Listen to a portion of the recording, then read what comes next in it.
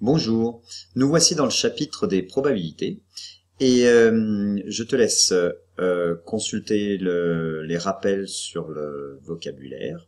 S'il y a des termes comme expérience, épreuve, aléatoire, hein, résultat prévisible, éventualité, événement, équiprobabilité, événement élémentaire.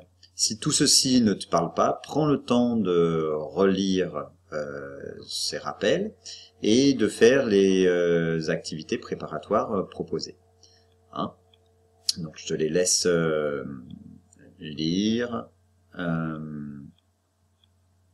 pour te remémorer tout cela. Ah, une petite erreur, une minute, je vais la modifier. Voilà, c'est une petite erreur de formule. C'était concernant ceci. Hein.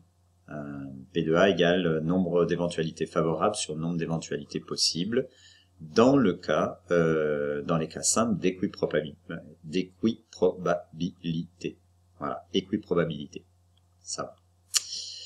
Voilà.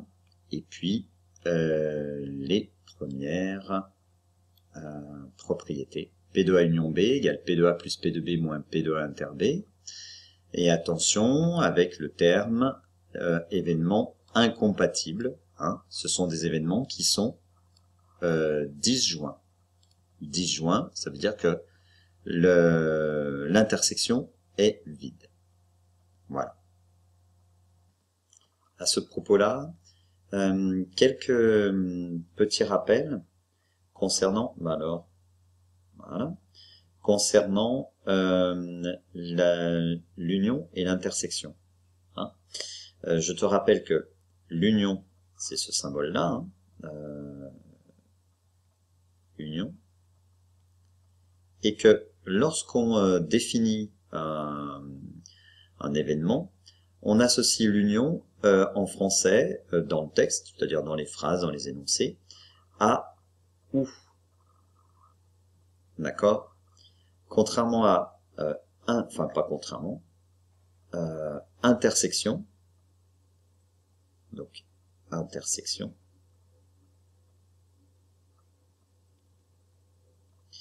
on va l'associer à et. Alors qu'est-ce que ça veut dire? Un élément X appartient à A union B, ça équivaut à, oulala, X appartient à grand A, ou bien, alors attention, le ou n'est pas exclusif, ça veut dire que ça peut être ou et en même temps. X appartient à grand B. Et pour l'intersection, X, un élément appartient à grand A intersection grand B, ça équivaut à cet élément appartient à l'ensemble grand A et à l'ensemble grand B. Ici, hein, le ou, ça peut être un et aussi. C'est-à-dire que l'événement, l'élément peut appartenir aux deux ensembles. Si je représente par un petit schéma des patatoïdes, voilà, oula, voilà, A union B, c'est tout. Si ça c'est A et ceci, cet ensemble c'est B, A union B, c'est tout ça. D'accord? Donc dedans, il y a aussi l'intersection. Alors que A intersection grand B, c'est uniquement ceci. Voilà. Bien. Eh bien, nous allons démarrer maintenant par les variables aléatoires. Allez. Alors, voyons d'abord ce que c'est qu'une variable aléatoire, avant de voir une variable aléatoire discrète. On verra que discret, c'est par opposition à continu, mais on va en parler dans pas très longtemps. On appelle variable aléatoire réelle,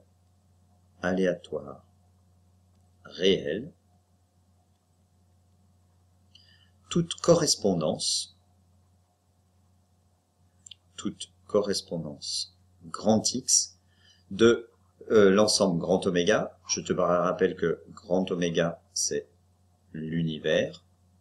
Hein, dans grand R, qui a chaque éventualité, donc c'est pour ça qu'il faut bien connaître le vocabulaire, hein, petit oméga, voilà, oméga de l'univers, grand oméga, fait correspondre un nombre réel. Alors, si on s'aide d'un petit schéma, ça signifie que j'ai un ensemble qui correspond à l'ensemble de toutes mes éventualités et qui est l'univers de mon expérience aléatoire, et j'ai un ensemble de nombres réels qui va correspondre. Cet ensemble-là, c'est grand X de oméga. Et en fait, ici, si j'ai des éléments, 1, 2, 3, peu importe, eh bien, on peut leur attribuer un nombre réel, ici une valeur, par exemple, moins 2, à 2, je peux lui attribuer la valeur 10, à ce nombre 3, je peux lui attribuer la valeur 1, et puis, par exemple, si j'ai une autre éventualité qui s'appelle 4, je peux lui attribuer aussi la valeur 1. Voilà. Alors attention, c'est pas une fonction, hein, c'est une correspondance, une correspondance entre deux ensembles. Le premier, c'est l'univers, et le deuxième, c'est on appelle ça l'univers image. Si on prend un exemple un petit peu plus concret, mais on va en reprendre on va prendre des exemples assez rapidement. Hein. Je lance 2 dés voilà, je voulais dessiner des dés. Quoique des dés, je sais pas quelle tête il a. Un dé à 6 faces.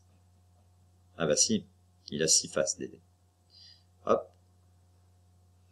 Voilà. Et je m'intéresse à l'apparition des faces. D'accord ? Mais en fait, une fois que j'ai les faces, je fais la somme des faces. Hein.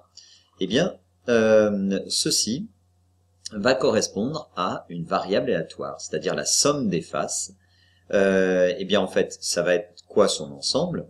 Si je l'appelle grand X, cette correspondance, hein, grand X de oméga, eh bien, la somme des faces lorsque je lance 2 dés, ça va être de 2, 2, 3, 4, 5, 6, etc. jusqu'à 12. Et quel est mon univers? Bah, mon univers, oméga, sont les possibilités, c'est mes éventualités, hein, donc c'est la face, obtenir la face 1 et la face 1, obtenir la face 1 et la face 2 sur mon dé, etc. D'accord? Voilà. Eh bien, ça c'est mon univers, c'est mon ensemble oméga, c'est celui que j'avais représenté ici. Et ça, c'est mon univers image. Eh bien, une variable aléatoire, c'est ça. Voilà. Allons un petit peu plus loin avec la définition. Alors, l'univers image de la variable aléatoire grand X, hein, je viens déjà d'en parler, c'est grand X de oméga. Et c'est l'ensemble des nombres réels, grand X de petit oméga. C'est-à-dire petit oméga, c'est les éventualités. Et cet ensemble, grand X d'oméga, eh bien, on le note de la façon suivante, grand X de oméga, et X1, c'est quoi? C'est les éléments X1, X2, etc. La notation de chaque élément de cet ensemble se note un petit peu comme variables, la variable qui correspond au caractère en statistique. Hein. À la ième position, xi, hein, etc., xn. Voilà. Tous les éléments on les notera toujours x1, x2, xi, xn.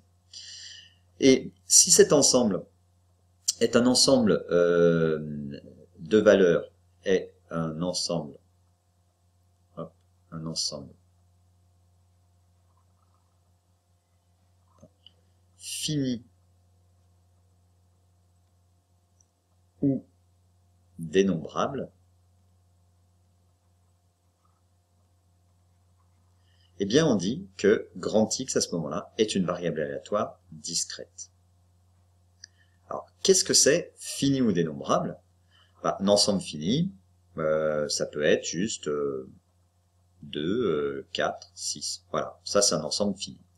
Qu'est-ce que c'est un ensemble? Alors cet ensemble, il est fini et dénombrable. C'est-à-dire que j'ai 3 éléments. Je peux compter le nombre d'éléments. Maintenant, je peux avoir un ensemble infini dénombrable. Qu'est-ce que c'est? C'est par exemple grand N. Grand N, eh bien, c'est 0, 1, 2, 3. Je peux dénombrer les éléments de cet ensemble. Je peux les compter. Eh bien, dans ce cas-là, on est dans le cas d'une variable aléatoire discrète. Si maintenant, cette variable aléatoire, alors ici, par exemple, le lancer de dés, 1, 2, 3, 4, 5, 6, on est dans ce cas-là. Si cet ensemble est une réunion d'intervalles, eh bien on dit à ce moment-là que la variable est aléatoire continue. Alors comme quoi, par exemple, comme la durée d'attente à un arrêt de bus, par exemple. Une durée d'attente, c'est entre 0 et 5 minutes, entre 5 minutes et 10 minutes. Mais je peux pas dire que c'est exactement 1 minute, exactement 1 minute et 30 secondes. Donc c'est des réunions, c'est des intervalles, ou encore des réunions d'intervalles. Ça peut être aussi la dimension d'une pièce, le diamètre d'une vis, etc. Eh bien le diamètre, pareil, on va dire qu'il est compris entre 10 et 15 mm, mais je vais pas savoir s'il fait exactement 10,1, 10,2, 10,25. On est dans le cadre de réunions d'intervalles. Voyons un exemple. Et tu vas essayer de remplir ce qu'on vient de dire là. On lance 2 dés simultanément, c'est le même exemple que j'ai pris tout à l'heure, et on s'intéresse à la variable aléatoire grand X qui représente la somme des faces, puis à la variable aléatoire grand Y qui représente le produit des faces. Je te propose déjà d'écrire l'univers, puis ensuite la variable, l'univers image grand X de oméga, et l'univers image grand Y de oméga, correspondant au produit. Allez, à toi. Alors oui, grand oméga, c'est l'ensemble des événements. Alors c'est une accolade là que j'ai fait. 1, 1, 1, 2, 1, 3, etc. 1, 4, 1, 5, 1, 6, 2, 1, 2, 2, 2, 3, 2, 4, 2, 5, 2, 6, jusqu'à 6, 6. D'accord? Voilà. On a 36 éventualités. Maintenant, grand X de oméga, eh bien, c'est la somme, donc c'est 2, 3, 4, jusqu'à 6 plus 6, 12. Grand Y de oméga, c'est le produit, donc c'est 1 fois 1, etc. 1, 1 fois 2, 1 fois 3, 1 fois 4, etc. Alors attention, il y a des produits, il y a des valeurs qui ne vont pas exister, donc jusqu'à 6, on a toutes les valeurs, puis après, 8, 9, 10, on n'a pas 11, 12, etc. On continue, la plus grande des valeurs, ça sera 36. Attention, les petits points ici ne veulent pas dire que c'est toutes les valeurs rentrent. Ces deux ensembles sont finis, d'accord? Même chose ici, fini. Et dénombrables. Je peux dire combien j'ai de... et dénombrable. Combien j'ai d'éléments. Ici aussi.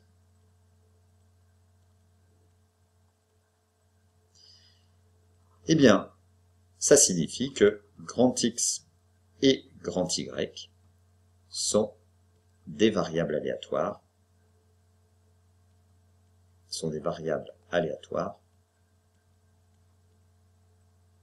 discrète. Voilà.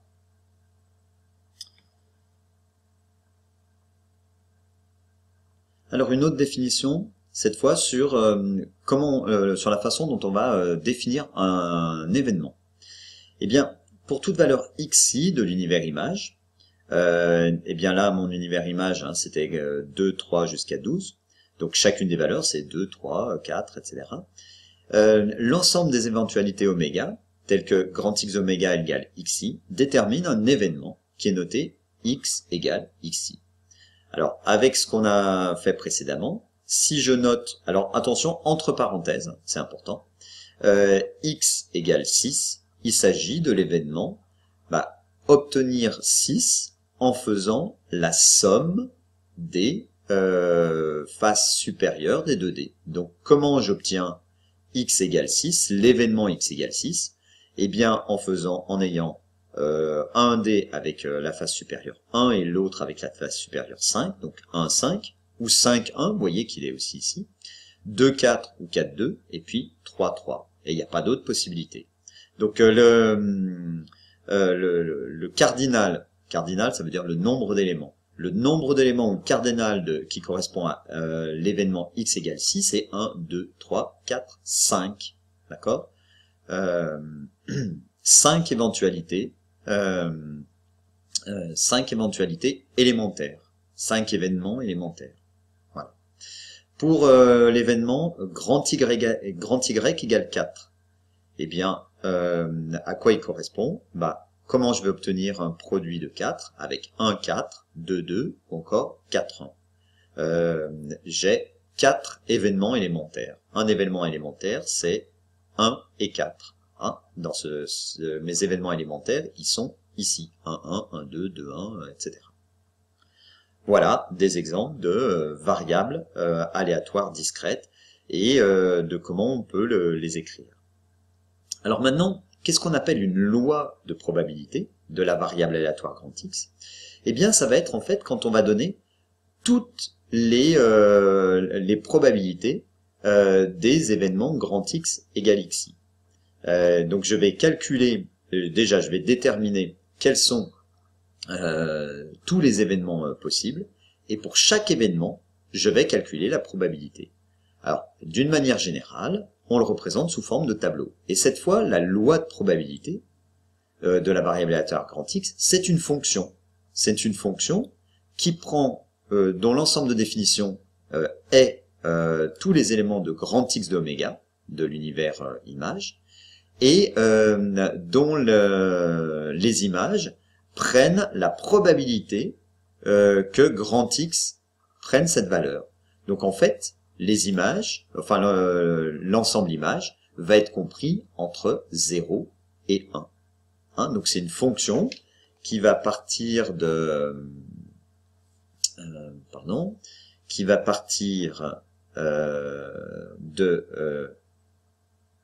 grand X de oméga et qui va aller dans l'intervalle 0, 1. Voilà. Et c'est P, la probabilité P. D'une manière générale, cette loi de probabilité, on la représente sous forme d'un tableau. Hein. Après, on peut aussi écrire toutes les éventualités et toutes les probabilités. Eh bien, dans ce tableau, je mets ici les antécédents, c'est les xi, x1, x2, xi, xn, et sur la deuxième ligne, je mets l'image p de grand X égale x, c'est-à-dire p de p1 ici, ça sera p de grand X égale x1. p2, ça sera p de grand X égale x2. Et on aura déterminé, quand on vous demande de déterminer la loi de probabilité d'une variable aléatoire, il faut déterminer toutes les probabilités des événements élémentaires de grand X de oméga. Voyons le voir sur l'exemple qui suit. Je te laisse en prendre connaissance. Alors, on prend une urne qui contient 10 boules indiscernables. Voilà sa composition, une jaune, 2 rouges, 3 vertes, 4 bleues. On tire au hasard une boule, on note sa couleur, et on définit une variable aléatoire de la façon suivante. Eh bien, Si j'ai tiré une jaune, je perds 3 points. Donc grand X de jaune égale moins 3. Si je tire une rouge, je perds 2 points. Grand X de R égale moins 2. Si je tire une verte, je gagne 1 point. Et si je tire une bleue, je gagne 4 points. Eh bien, essaye déjà de déterminer la loi de probabilité de la variable aléatoire grand X. Donc il va pour cela falloir que tu détermines l'univers et après que tu calcules les probabilités de chaque événement. Allez, on se retrouve dans très peu de temps. Mets sur pause et vas-y. Alors oui, quel est l'univers image? C'est moins 3, moins 2, 1 et 4. Ce sont les valeurs que peut prendre la variable aléatoire grand X. Ici, on n'a pas dit qu'on misait. Si jamais j'avais dû miser, si moins 3, moins 2, 1 et 4, c'était des gains en euros, par exemple, et que j'avais eu une mise de 2 euros, 5 euros, il aurait fallu à ces variables aléatoires que je rajoute 2 euros si j'avais voulu l'univers image de la variable aléatoire qui correspondait au gain de la partie. Bon là c'est des points, mais il faut penser à ça. Alors l'univers, oui, image c'est moins 3, moins 2, 1, 4. La variable aléatoire c'est grand X qui va de grand oméga. Grand oméga, qu'est-ce que c'est? C'est jaune, une jaune, une rouge, 3 vertes, 4 bleues. Hein, c'est ça. Ce sont les boules indiscernables de mon nuant. Tiens, pourquoi indiscernables? Eh bien, c'est justement pour qu'on puisse dire que il y a équiprobabilité et que quand je mets ma main dans l'urne et que je vais les farfouiller là, c'est comme si j'avais les yeux blancs bandés. En fait, je sens rien, je vois rien et je prends vraiment ma boule au hasard. Hein, c'est ça indiscernable. Et dans ce cas-là, chaque boule a la même probabilité d'être choisie. Hein,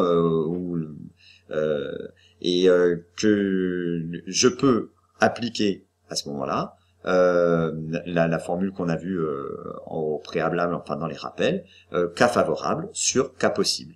Cas favorable, c'est une jaune et si c'est les jaunes auxquels je m'intéresse, et les cas possibles, c'est 10 boules. Donc ça sera la probabilité de tirer une jaune, ça sera 1 sur 10. Et bien là, la probabilité de tirer une rouge, c'est, comme il y en a 2, c'est 2 sur 10. Et ça correspond à quoi? C'est la probabilité d'avoir moins 2 points, de perdre 2 points.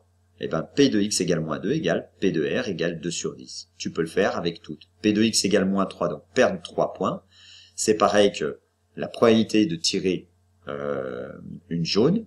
Et, comme je viens de le dire, c'est uniquement 1 sur 10. Eh bien, pour donner ma loi de probabilité, je calcule la probabilité P de grand X égale moins 3, P de grand X égale moins 2, P de grand X égale 1, P de grand X égale 4. Je peux les représenter sous forme de tableau. Je peux aussi toutes les citer et toutes les écrire. À partir du moment où j'écris l'univers, où j'écris mes calculs et que j'écris toutes les probabilités, j'ai déterminé la loi de probabilité et j'ai fait ce qu'on me demandait. Voilà. Cette loi, on peut la représenter à l'aide d'un diagramme en bâton. Alors en général, quand on représente des bâtons, on les fait plutôt avec une règle. Là, j'ai eu un petit peu de mal à les tracer, tu vois. Mais P de X égale moins 3, c'était 0,1, donc j'ai fait un bâton jusqu'à 0,1 ici, en moins 3. Hein. En abscisse, on met les grands X égale XI, et en ordonnée, on met les probabilités, donc de toute façon, on n'ira pas au-delà de 1, entre 0 et 1. P de X égale moins 2, 0,2, P de X égale 1, 0,3, et P de X égale 3, 0,4. Et à quoi fait-on attention? On fait attention à ce que la somme des probabilités fasse bien 1. Sinon, c'est que je me suis trompé quelque part. Alors justement, venons-en aux remarques. Eh bien donc, comme je le disais, la somme des pays de i égale 1 jusqu'à n est égale à 1. Alors, dans notre situation, dans la situation précédente, les pays, c'était, est-ce qu'on avait bien ça? C'était 0, 1 plus 0,2 plus 0,3 plus 0,7. Et ça nous faisait bien 1. C'était P1, plus P2, plus P3, et c'était la somme de I égale 1 à combien? On en avait 4 de dpi. Voilà. Donc, ça, ok. À bien vérifier à chaque fois, pour être sûr qu'on ne s'est pas trompé. Et attention, les événements grand X égale X6 doivent être les événements élémentaires de la loi de probabilité de grand X. Alors nous, sur les boules qu'on avait à tirer, eh bien, c'était tirer une jaune, une rouge, une verte, une bleue, c'était bien les événements élémentaires. Hein, voilà. Eh bien, déjà avec ça, tu peux te rendre, faire des exercices d'application, et puis surtout, note bien à chaque fois les questions que tu peux avoir pour qu'on y réponde tous ensemble. Allez, à bientôt, et puis bon courage.